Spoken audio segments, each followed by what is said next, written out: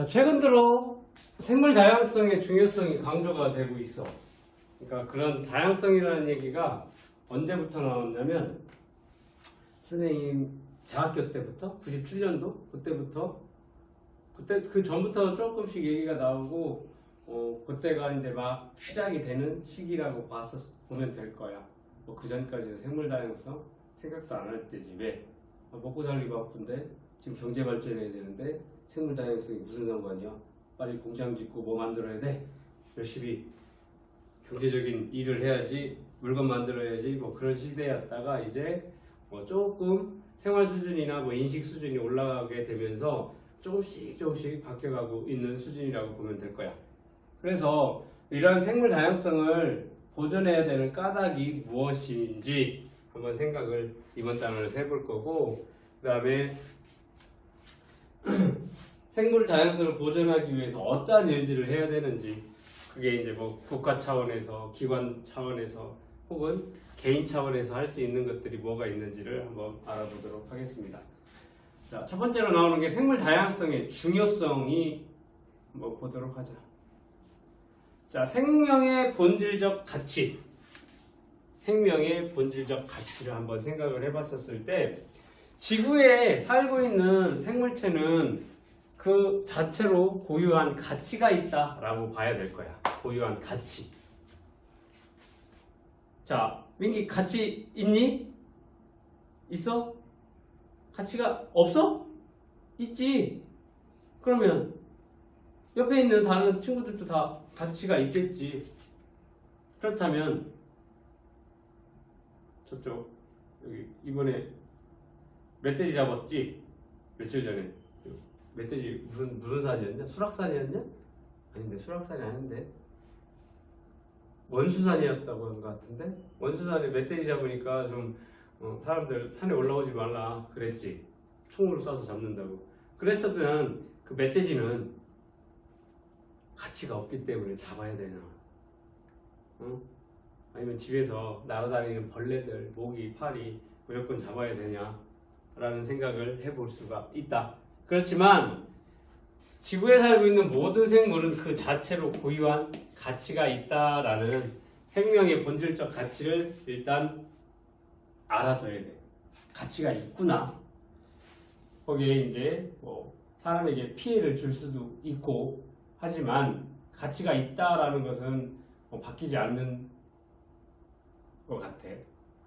맞니? 자, 두 번째로 이제 생태계 평형.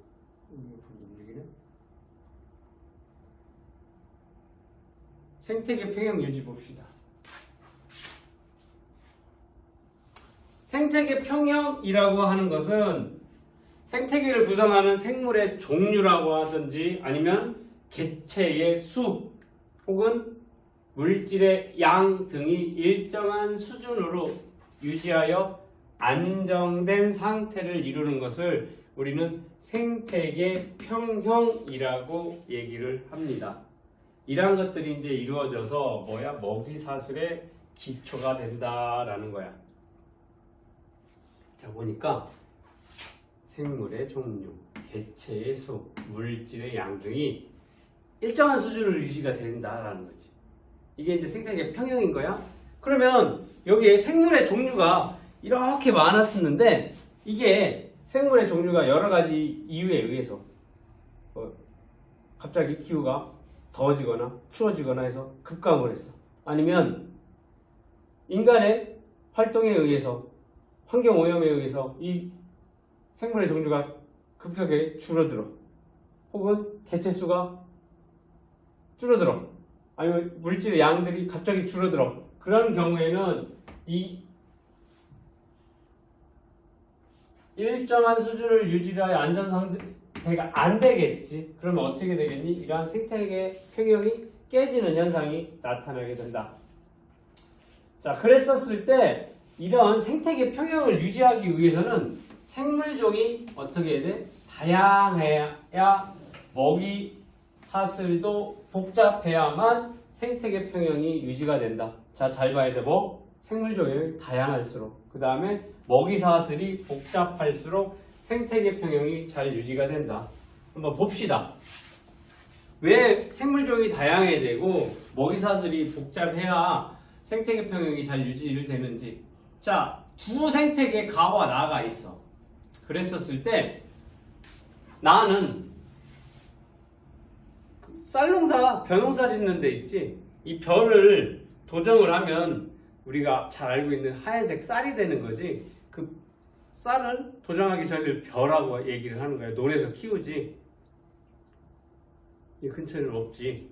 조금 외곽으로 나가야 되는데 이 벼를 누가 잡아먹어? 볏잎을 메뚜기가 먹고 이 메뚜기를 쥐가 잡아먹고 이 쥐를 수리부엉이가 잡아먹는 이런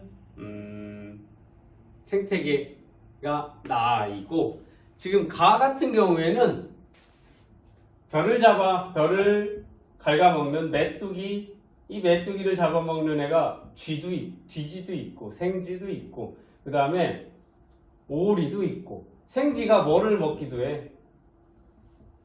그냥 벼를 뜯어먹기도 하고, 쥐지가 얘를 하기도 하고, 그 다음에 오리가 얘를 잡아먹기도 하고, 얘를 잡기도 하고, 그 다음 벼 뜯어먹기도 하고, 참새가 먹기도 하고, 그 다음 여기 바로 옆에 물가에 새우 살고 있어.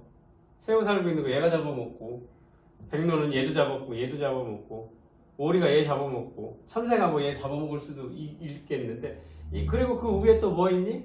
수리부엉이가 쥐지도 잡아먹고, 생쥐도 잡아먹고, 오리, 참새, 심한 경우에 백로도 잡아먹을 수 있으려는 모르겠는데, 이렇게 다양한 먹이 관계, 즉 이렇게 사슬이 어때? 얘 사슬이 서로 얽혀져 있지. 복잡하게 얽혀 있다라는 걸 볼 수가 있어. 얘는 단순한 먹이 사슬, 여기는 먹이 사슬이 다양하게 얽혀 있어. 가나 이렇게 나눠져 있어. 여기는 그렇다 보니까 생물종들이 다양하고 여기는 단순하지. 자, 이 가에서 한번 봅시다. 이 쥐지가 사라져 버렸어. 쥐지가 어떻게 사라졌을까? 쥐지를 잡는 덫을 많이 놔가지고 얘만 없애버렸어. 쥐지가 위생상 나쁜 귤들을 많이 퍼뜨리는 것 같아.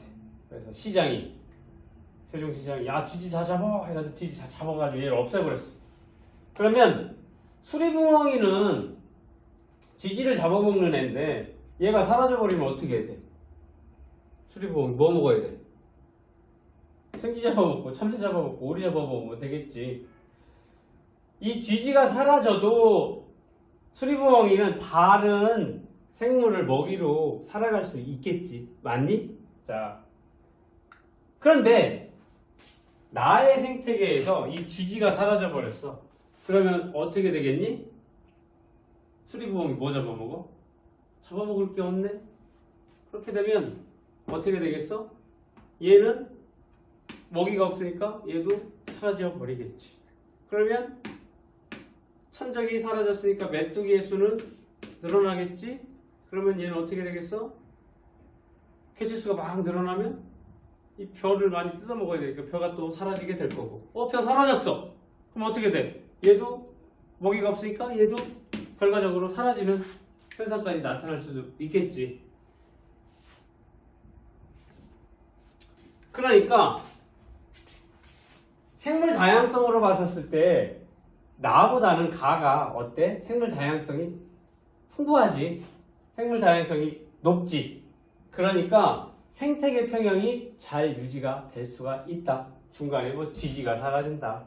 아니면 생쥐가 사라진다. 참새가 사라진다. 이렇게 중간에 대처할 수 있는 그런 먹이들이 풍부하다. 즉 생물 다양성이 풍부한 곳에서는 생태계 평형이 잘 유지가 된다라는 것을 극단적으로 보여준 건데 무슨 얘기인지 알겠지?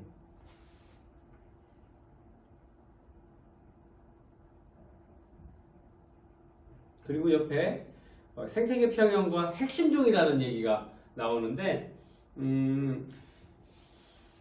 여기는 뭐냐면 이 생태계 내 어떠한 생태계 내에서 개체수가 변화했었을 때 생태계 전체에 미치는 영향이 커서 이 생태계를 유지를 하는데 상대적으로 중요한 생물종들이 있어. 다양한 생물종들이 있는데 전체 유지하는데 중요한 애들이. 근데 걔네를 이제 핵심종이라고 얘기를 하는 거예요. 핵심종이 뭐 대표적인 게 뭐 코끼리, 해달, 상어 등이 있다. 그래서 이 생태계를 관리를 한다라고 했었을 때 전체 많은 애들을 다 관리를 하는 게 아니라 그러려면 굉장히 많은 시간과 인력과 돈이 듭니까? 급하게 아니면 급작스럽게 아니면 최소한으로 생태계를 유지를 하기 위해서 뭐야? 여기 있는 핵심종 애들만 딱 관리를 하게 되면 좀 더 효과적으로 효율적으로 관리를 할 수 있다. 뭐 그렇게 생각을 했었을 때 생태계에서 영향이 큰 생물종을 핵심종이다 라고 기억해두면 돼. 이런 게 있구나 라고 그 정도만 알겠지? 자, 생물 자원원설의 활용 한번 봅시다.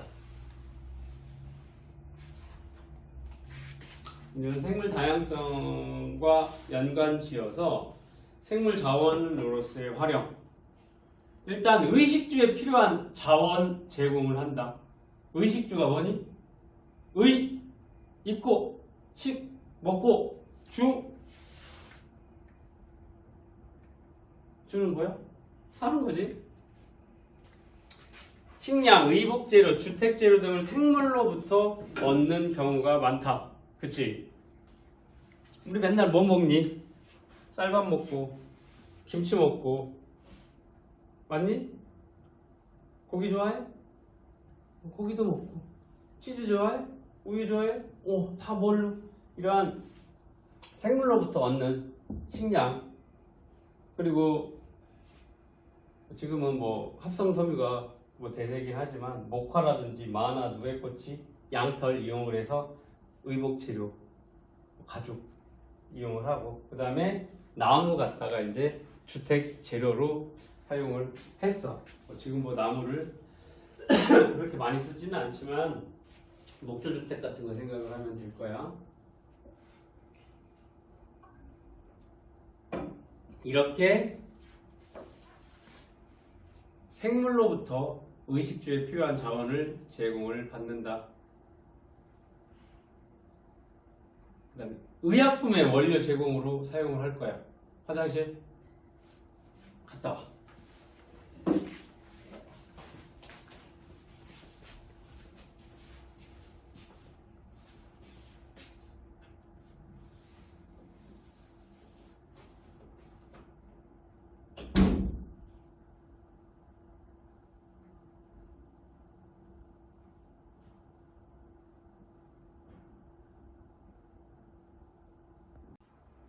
자, 의약품의 원료 제공. 현재 사용하는 의약품들 대부분이 생물에서 찾아냈거나 생물에서 추출한 것들이 대부분이라고 보면 될 거예요. 그래서 과거에 그거 이순신 장군이 무과 시험을 봤었을 때 말에서 떨어졌다며. 그래가지고 근처에 어떻게 버드나무 껍데기를 벗겨가지고 상처에 붙이고 불들 말고 나머지 무과 시험을 봐서 합격을 했었다라는 얘기를 들어본 적이 있을 거야. 거기에 이제 아스피린이라는 성분이 이 버드나무 껍질에서 추출을 했고, 그 다음에 푸른 곰팡이 속에 있는 페니실린이라는 항생제, 그 항생제가 이제 발견이 되면서 굉장히 의료계에서는 혁명적이었지. 생명을 직결되어 있는 부분을 많이 해결을 해줬기 때문에 항생제 같은 경우는 이제 페니실린 그 곰팡이에서 페니실린은 푸른 곰팡이인데 잘못해서 실험을 하다가 이렇게 배질은 이제 그 다양한 미생물들 자라게 하는 먹이라고 보면 돼. 그 뚜껑을 덮어놔야 되는데 잘못해서 실험하는 애가 이렇게 빼놨네.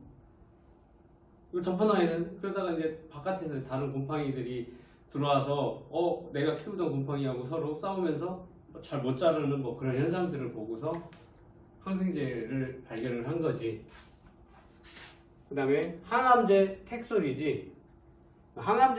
텍솔이라는 항암제가 있는데 지난번에 선생님 잠깐 얘기했지. 주목이라는 나무에서 강력한 항암제 효과를 보고서 거기서 나무에서 추출해서 실제 항암제로 사용을 하고 있다. 이렇게 의약품의 원료로도 제공이 되고 있습니다. 생물자원이. 그 다음 휴식공간과 관광자원 제공이네. 이렇게 생물 다양성이 보존된 생태계에는 맑은 공기 혹은 깨끗한 물 혹은 비옥한 토양 그리고 뭐 산림욕장 같은 경우에 뭐 피톤치드라고 해서 그 나무들이 식물이 자기를 방어하기 위한 그 물질들을 내뿜는 게 이제 피톤치드라고 하는데 그게 우리 사람에게 되게 좋지. 그러니까 막 산에 가가지고 옷 최소한의 옷 입고서 이제 막 그런 피톤치드를 느끼고 그 다음에 맑은 공기도 들어 마시고 맑은 물도 제공을 하고 그 다음 휴식도 하겠고 여가 활동 뭐 낚시가 됐든 물놀이가 됐든 뭐 오리배를 타든 뭐 그런 것들도 이러한 생물 다양성이 보존된 생태계에서 가능한 일들이 될 거고 자연이 주는 여유로움과 아름다움은 생태 관광 자원으로 활용이 될 수 있다.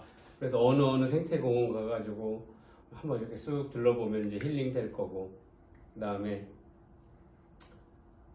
뭐 굉장히 많지. 뭐 산에도 가고 바다에도 가고 강에도 가고 계곡도 가고 뭐 그런 것들.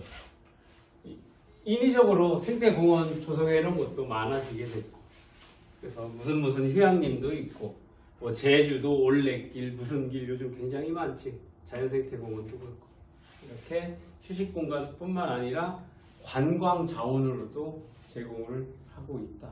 그래서 뭐 순천만의 늪지로 뭐 가서 뭐 그쪽 동네 가가지고 늪지 보고 그 옆에 뭐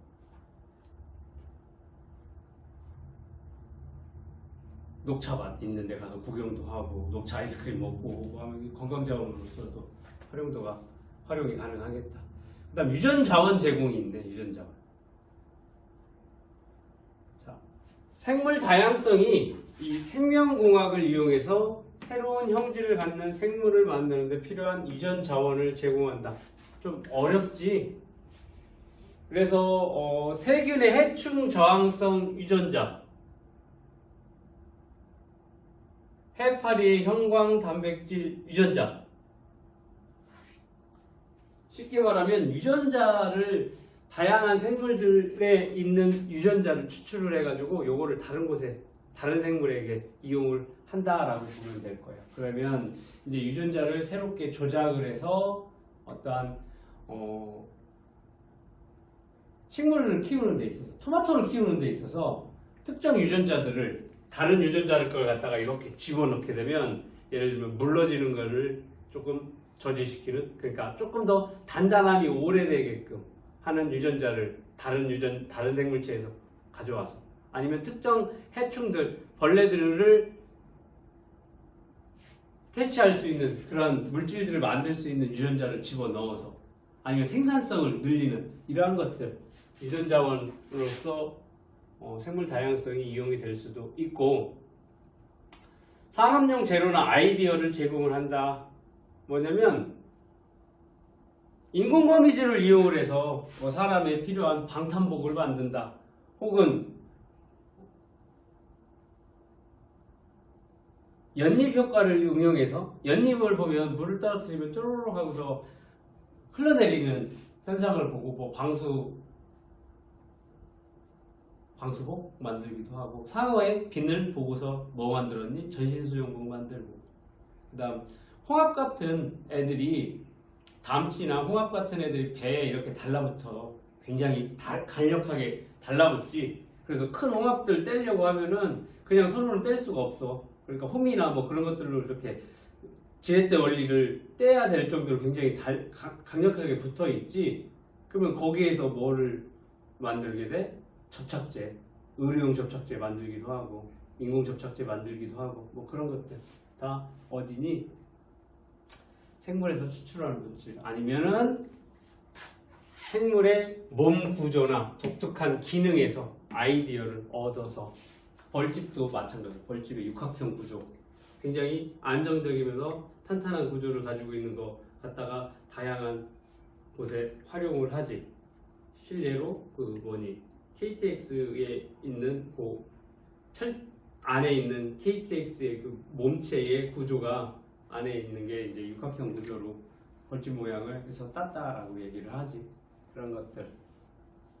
아니면 도꼬마리라고 하는 거 있지. 도깨비풀에 이제 갈고리 이용해서 우리 벨크로 찍찍이도 사용을 하는 것처럼 다양한 곳에서 사용이 되고 있다라는 거지.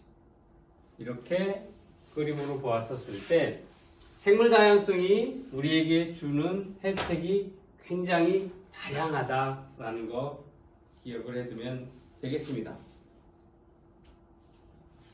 여기 한번 체크해 봅시다.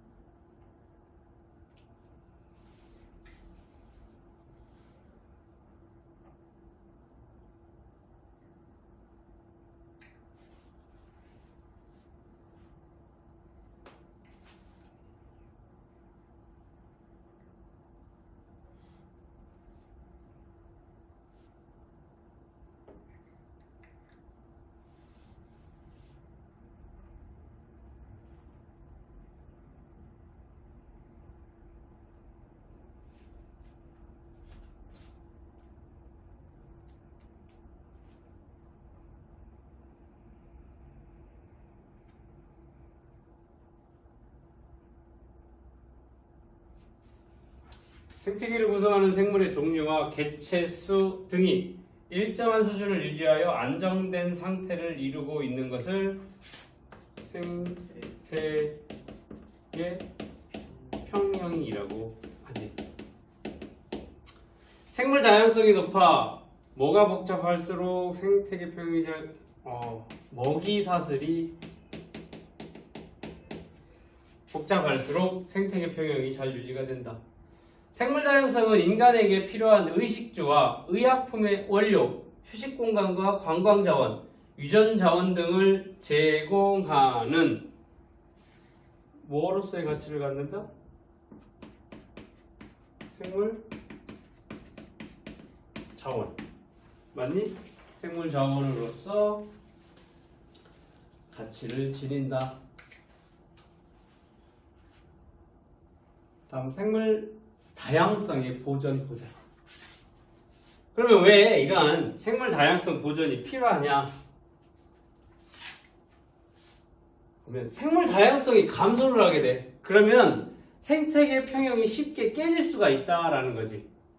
그러면 이렇게 생태계 평형이 깨져.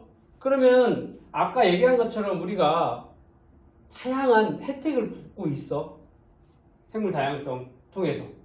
생태계로부터 다양한 생물 자원을 얻어가는 인간도 어떻게 되겠어? 생존의 위협을 받게 된다라는 거지.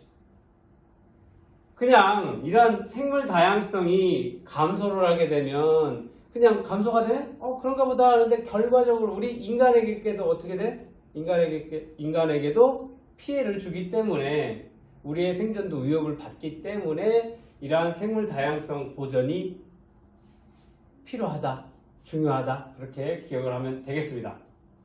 그래서 생물 다양성이 감소하는 원인을 알아야 될 거고 원인을 알아야 해결책을 제시를 할 거고 그 다음에 다양한 생물 다양성 보존을 위해서 다양한 노력을 할 수 있겠다. 그렇게 보면 되겠습니다.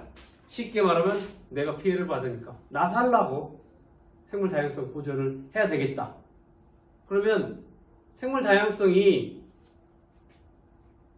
유지가 안 되는 원인이 뭔지 그리고 그 해결책이 뭔지를 한번 알아보자. 자, 먼저 생물 다양성의 감소 원인 보자. 중요한 거는 생물 다양성 감소의 주된 원인은 누구니? 민기 너야. 선생님이야.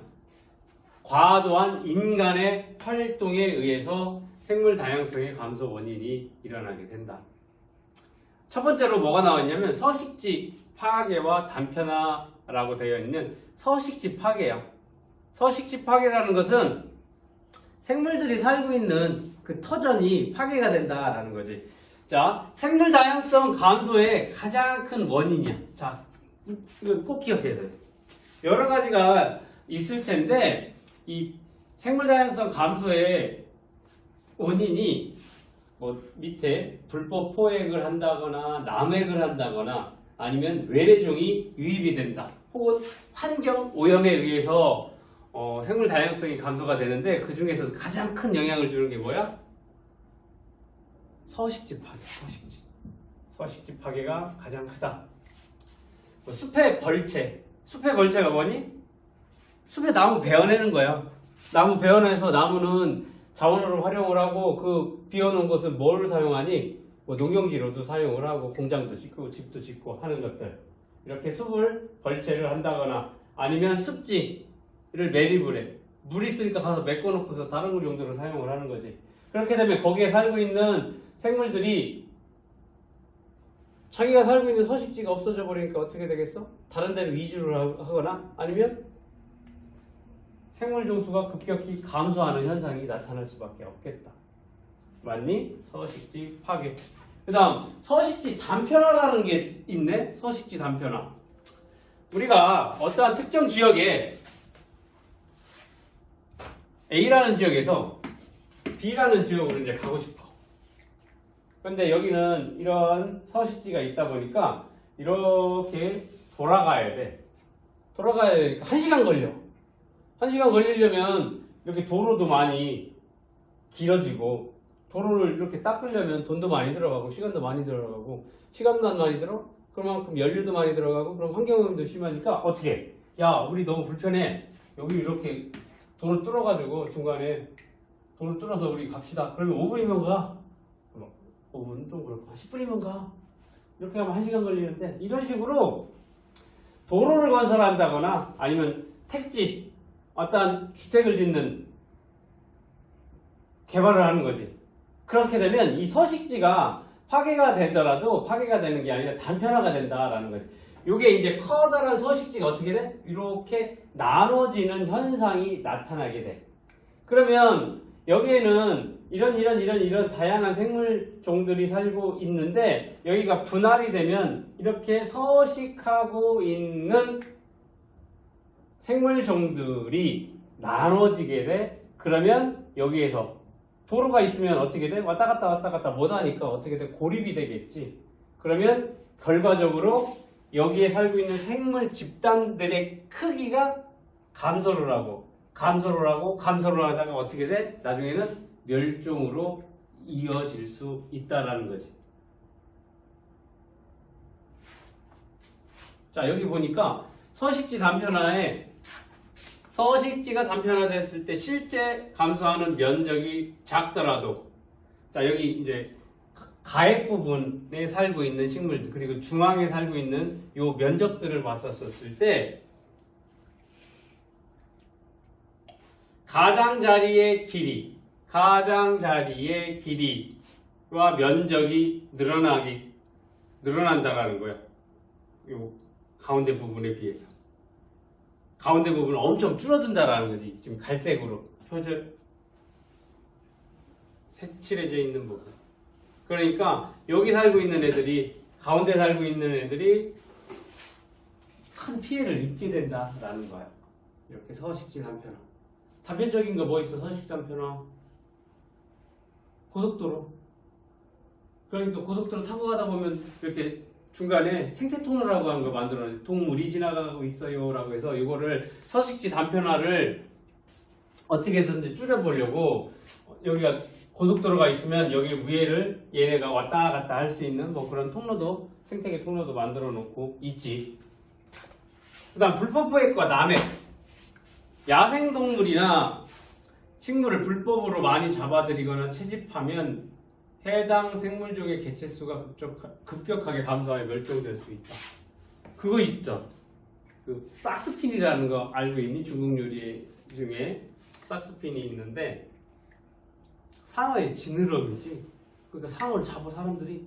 그래서 고기는 필요 없으니까 그 지느러미가 딱 잘라놓고 그냥 풀어줘. 그게 뭔 의미가 있는지 모르고. 그러니까 죽겠지. 막 불법으로 엄청 잡아. 혹은 그 코끼리의 뿔, 코뿔소의 뿔, 그게 그렇게 귀하대. 그거 갖고서 뭐 장식품 만들고 하니까 불법으로 걔네를 많이 잡아. 그렇다 보니까 개체수가 줄어들다가 결국에는 어떻게 돼? 멸종이 될 수 있다라는 거지. 뭐 자연스럽게 뭐 없어지는 게 아니라 너무 불법인데도 잡더라도 사그리 잡아가기 때문에 그렇다라는 거지. 외래종의 유입. 대표적인 게 뭐 뉴트리아나 그다음에 뭐 베스나 블루길 뭐 그런 것들이 있을 거고 뭐 가시박도 있을 건데 이게 외국에서 들여온 종이기 때문에 원래 우리나라에는 없던 종들이지. 그러니까 이 외래종들이 새롭게 들어오게 되면 현재 우리나라에 살고 있는 자생종이라고 하는 애들이 위협을 받게 되는 거지. 그러니까 황소개구리 같은 경우에 처음에 들어왔었을 때 이제 식용 목적으로 들어왔다가 이제 일부 도망가기도 하고 개구리 식용이 뭐 그렇게 많이 활용이 되지도 않으니까 그렇게 키울 목적으로 왔다가 이제 방사되고 도망가고 해서 이만큼씩 크지. 우리 생태계의 이제 교란종 혹은 외래종이라고 얘기를 한 심지어 뱀도 잡아먹고 하니까 걔네를 잡아먹을 상위 포식자가 없어서 걔네가 워낙 우리 자생종 잡아먹고 걔네를 잡아먹을 애도 없고 해서 굉장히 한동안은 큰 영향을 끼쳤었다가 이제 뭐 일부 걔네를 잡아먹는 애들이 있지. 처음에 처음으로 내가 왔으니까 공격을 못하다가 이제 시간이 꽤 지나고 났으니까 뭐 10년, 20년 지나니까 적응을 한 거지. 저 녀석 잡아먹어보니까 맛있네 하는 일부 그런 애들도 생기게 됐다라는 거지. 그랬었을 때 외래종이 우리나라에 들어오게 되면 대량 번식을 하게 돼. 그러면 결국에는 우리 원래 살고 있는 자생종들이 제대로 살아갈 수가 없겠지. 그리고 기존에 있던 먹이사슬들을 얘네가 파괴를 시키게 되는 거지. 자, 이렇게 외래종을 유입을 하죠. 그 다음 환경오염이 있어. 대기오염으로 인해서 만들어진 산성비가 밑으로 내려가겠지. 하천 따라, 강물 따라, 호수, 토양 등으로 씻겨 내려가면서 산성화를 시키게 될 거고, 요게 이제 결국에는 화학물질이나 중금속들이 수중생물에게도 영향을 주게 되지. 그러면 어떻게 돼? 크게 보면 생태계도 이 환경오염에 의해서 파괴가 되겠다. 근데 여기 보면 환경오염 같은 경우는 생물 다양성을 감소시킬 뿐만 아니라 인간의 건강과 생존에도 큰 영향을 준다라는 거지. 생물 다양성도 줄어들지만 환경오염은 인간 건강에도 그 다음에 생존에도 큰 영향을 미치게 된다. 자, 중요한 거야. 생물 다양성의 보존을 하기 위해 대책. 자, 그러면 생물 다양성의 감소 원인을 제거를 해주면 되겠지. 다양한 생물 다양성을 감소시키는 원인 자체를 없애버리거나 아니면 제거가 안 된다고 하면 줄이는 방법도 있겠지. 그런 노력을 기울여서 생물 다양성을 보존을 해야 되겠다. 자, 여기 보자. 아까 여기에 있는 왼쪽 페이지에 있는 이 생물 다양성의 감소 원인들에 대한 대책이야. 서식지 파괴라고 했으니까 가장 큰 생물 다양성 감소 원인의 가장 큰 원인이 서식지 파괴라고 했어. 그러니까 서식지 파괴를 막는 방법, 서식지를 보존하는 방법이 있겠지. 그렇다면 지나친 개발을 자제를 하는 거지. 자, 여기 산이야. 여기 산 깎아놓고 여기 골프장 집시다. 스키장 집시다. 혹은 아니야, 여기 신도시 만들어서 아니면 여기 다 밀어버리고 다 잘라버리고 밀어버리고 여기다가 농사 집시다. 공장 집시다. 그런 것들. 지나친 개발을 자제를 한다. 그러면 서식지를 보존을 할 수 있겠지. 그래서 서식지를 보존할 때 한 종의 특정 서식지를 보존하는 것보다 보호구역을 지정하여 전체 생물 집단을 보호하는 것이 생물 다양성 보존에 효과적이다라는 건데, 뭐냐면 예전에 그 천전산이라는 데가 있었어. 천전산. 여기에 산을 깎아서 터널을 만든다? 그러니까 도로를 만들려고 했었지. 그런데 거기 이제 도룡뇽이, 희귀 도룡뇽이 살고 있었어. 멸종 위기의 도룡뇽.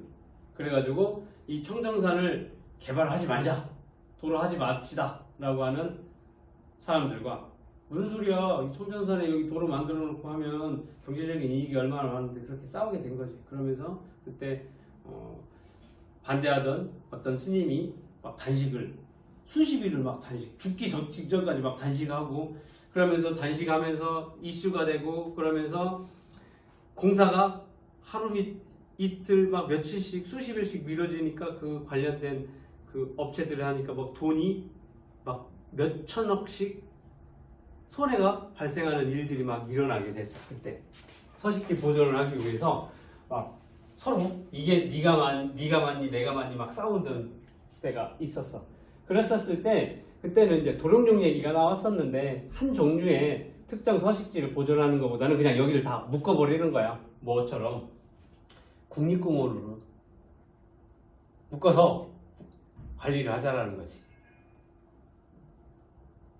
2월부터 3월부터 혹은 5월부터 6월, 7월 사이는 여기에서 이제 짝짓기를 하는 계절이니까 아예 입산을 막아버리는 거야.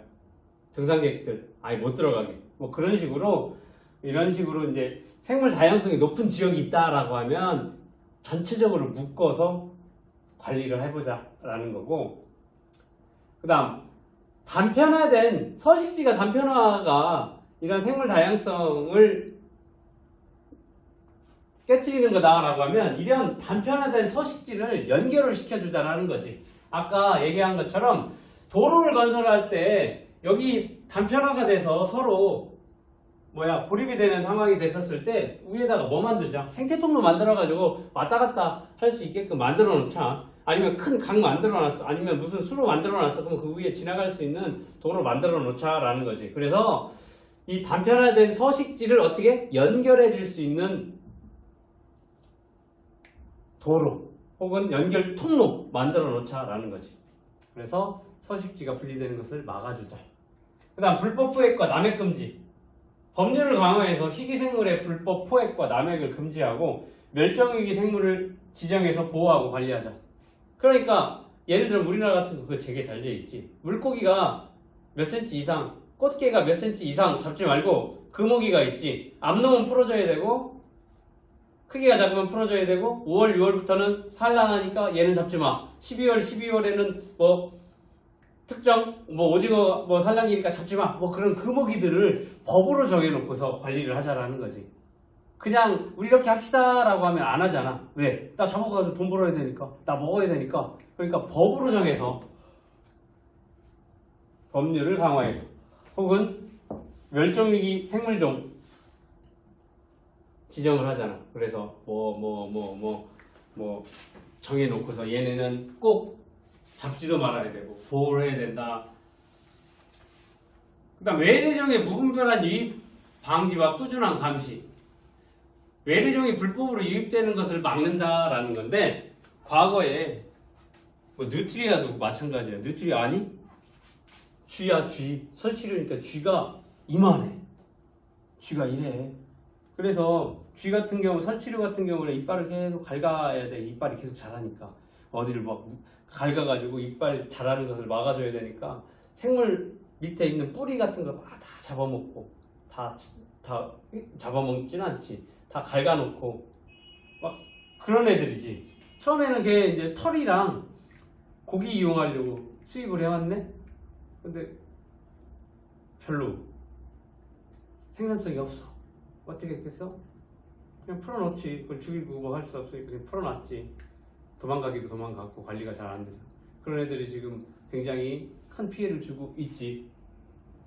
그랬었을 때 이 외래종들이 이제 불법으로 몰래 희귀한 애들 막 몰래 잡아오기도 해.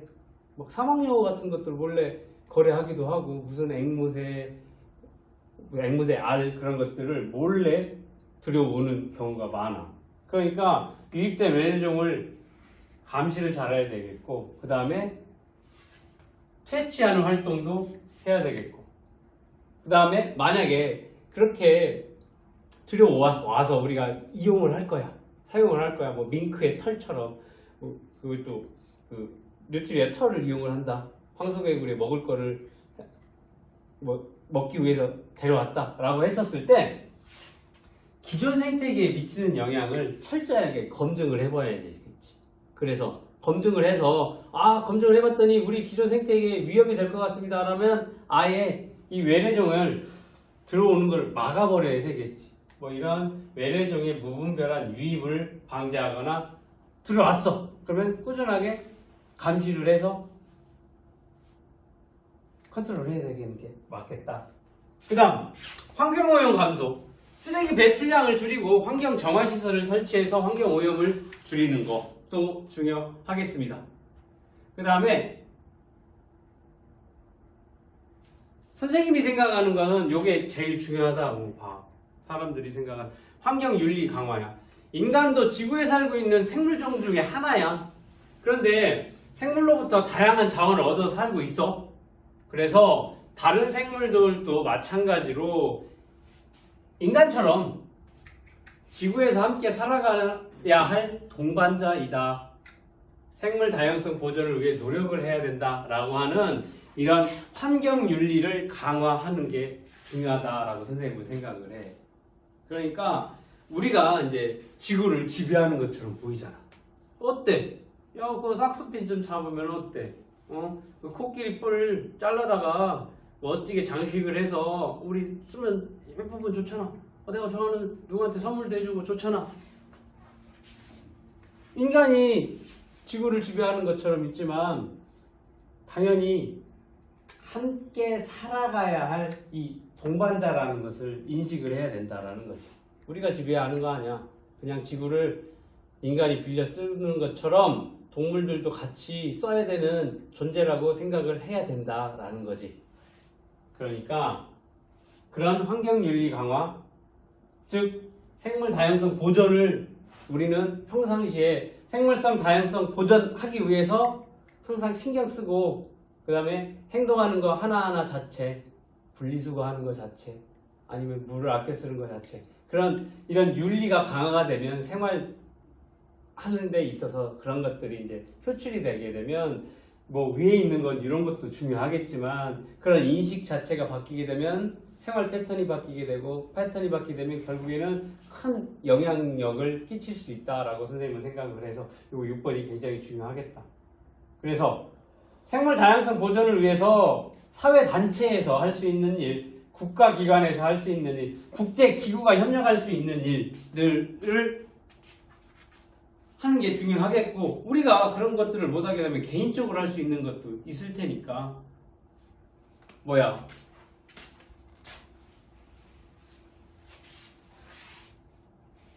여기 뭐를 보게 되면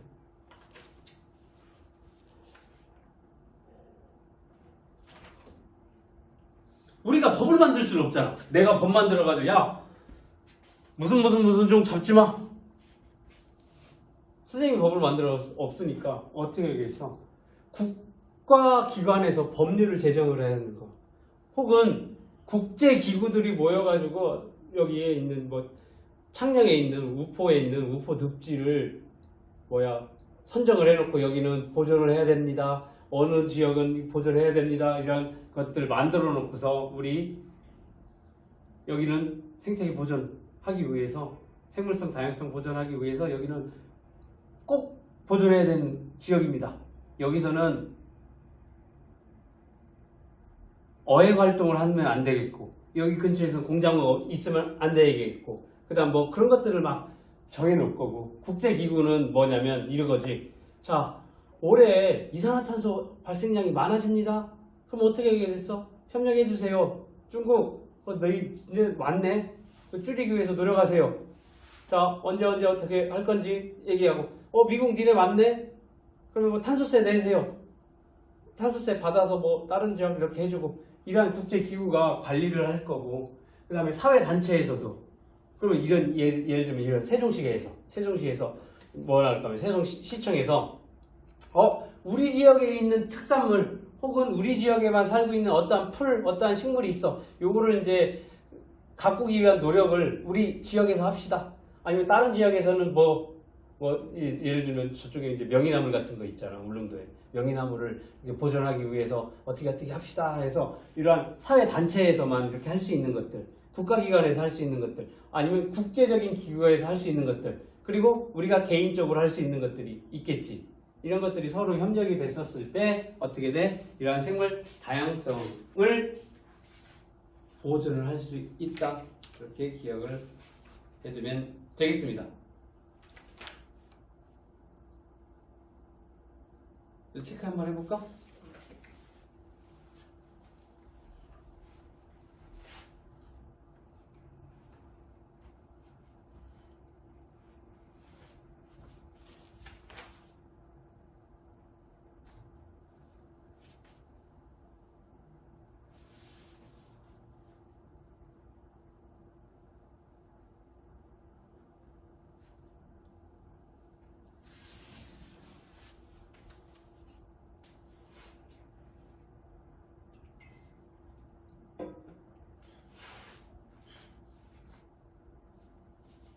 됐어?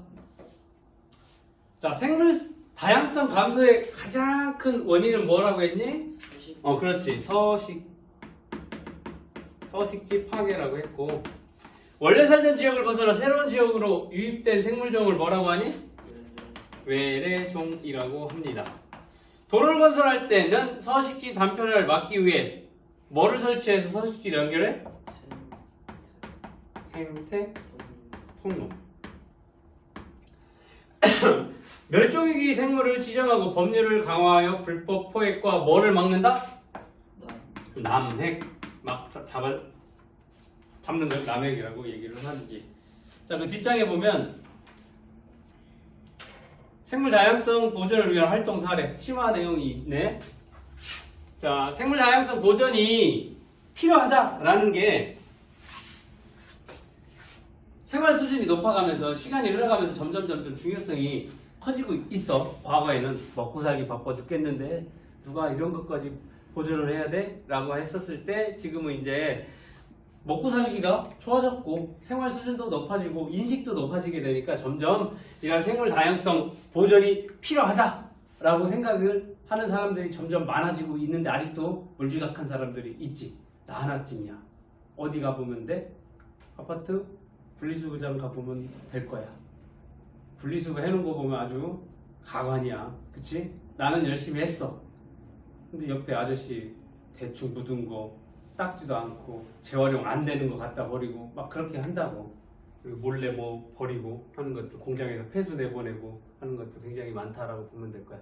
그래서 이런 생물 다양성 보존이 그 필요성이 강조가 되는데 사회적으로, 국가적으로, 그 다음에 국제적으로 어떤 일들이 있는지 그 사례를 간단하게 알아볼 건데, 이제 사회적 활동 같은 경우에는 여기 98년도에 1998년도 멸종위기 식물이 발견이 됐대. 그런데 여기를 이제 정리를 할 예정이었대. 거기를. 이 메와마름이 이제 없어질 위기에 처해 있으니까 이 환경단체, 내셔널 트러스트라는 환경단체가 모금운동을 해가지고 돈을 모아서 거기를 이제 개발을 하려고 한 그 강화군 일대의 논을 사버린 거야. 일부 기증도 받고. 그래서 결과적으로 메와마름 자생지를 보존하고 할 수 있겠다라고 됐고, 그 다음에 이 지역을 이제 관리가 되고 이제 개발을 안 하게 되니까 거머리나 다양한 생물종들이 오게 되고 모이게 되고 하다 보니까 국내 최초로 람사르 습지로 등록이 되는 예까지 나타나게 됐다. 그러니까 사회적 활동, 이러한 사회적 활동으로 인해서 뭐 서식지가 보존이 돼서 특정 멸종 위기 종이 보존이 되고 그로 인해서 다양한 생물종들도 늘어나게 됐다라는 거. 그다음 청주 지역에 두꺼비 순찰대가 있대. 이건 뭐냐면 환경 동아리, 학교의 환경 동아리 학생들, 시민들이 자발적으로 참여하게 된 단체인데 이 사람들이 무슨 일들을 하냐면 양서류를 보호하는 활동을 한대. 그래서 두꺼비나 개구리 산란기에 이제 이 두꺼비 순찰대를 이용을 해서 두꺼비가 알 낳는 장소를 이렇게 이동을 하게 되면 어떻게 되겠니? 거기 사람들 지나가고 자동차 지나가고 자전거 지나가고 하니까 그런 장애물들 막아놓고 장애물들이 있으면 제거해놓고 쉽게 이동을 할 수 있게끔 하고 그 다음에 여기 깔려 죽는 것들을 하기 위해서 어떻게 돼? 막아놓고 하는 일들을 펼치게 된대. 이게 이제 사회적인 활동이 되겠습니다. 그 다음에 국가적 활동 봅시다. 법률 제정을 하는 거지. 법을 제정을 해서 멸종 위기 종들을 잡는 것, 포획하는 걸 금지를 하고 혹은 거래를 하는 것들을 방지를 하고 그리고 여기 생태계 특별보호구역 지정을 해. 그러니까 일반인들 출입을 못하는 거지. 국립공원에 올해는 국립공원 못 들어갑니다. 지리산 3월달에 못 들어갑니다. 5월달에 못 들어갑니다. 그런 식으로 관리를 하게 된다. 그리고 그것뿐만 아니라 주기적으로 생태 변화를 관찰하고 관리하는 사람들을 갖다 놓고 감시하고 관리하고 이게 국가적인 활동이라고 보면 될 거고 종자은행도 있어. 들어본 적 있니? 이제 지금 대부분의 종자들 이제 식물의 종자들을 장기간 동안 보관하는 은행이라고 보면 될 거야. 그래서 여기 보면 옛날 품종의 멸종을 방지하고 이제 품종이 없어지게 되지. 지금 과거에 바나나 같은 경우에 다양한 종류의 바나나 종류들이 있었는데 굉장히 맛있고 달고 그런 육질도 큰 바나나가 지금 멸종돼서 먹을 수가 없어. 이제 곧 전 세계 바나나 종류 한 종류가 뭐 남았다는데 그것도 살아날, 그것도 없어질 위기라고 보면 될 거야. 그렇다 보니까 이러한 것들, 이런 종자를 보존할 수 있는 종자은행을 운영을 하는 거지. 우리나라뿐만 아니라 여기 외국에도 이러한 국제종자은행도 있어. 그 다음 국제적 활동 사례 봅시다. 람사르 협약, 아까 위에 람사르 협약이라고 되어 있는데 1971년도 이란의 람사르라는 곳에서 우리 국제 다 모여가지고 각 나라 모여서 우리 습지를 보존합시다 라고 협약을 한 거지.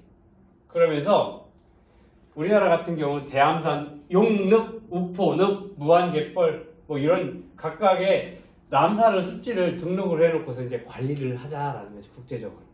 자, 그 다음에 생물 다양성 협약도 있어. 생물 다양성을 보존을 합시다. 생물 자원의 지속 가능한 이용을 합시다. 생물 자원을 이용하는 것들을 뭐 이렇게 어떻게 합시다라고 해서 여러 나라들의 사람들이 모여서 이렇게 보존을 합시다라고 협약을 맺는 것들. 국제적으로 할 수 있는 것들이 있지. 사회적 활동 사례, 국가적 활동 사례, 그 다음에 국제적 활동 사례. 이렇게 생물 다양성 보존을 하기 위해서 여러 단계에 걸쳐서 노력을 하고 있다. 그렇게 생각을 하면 되겠습니다.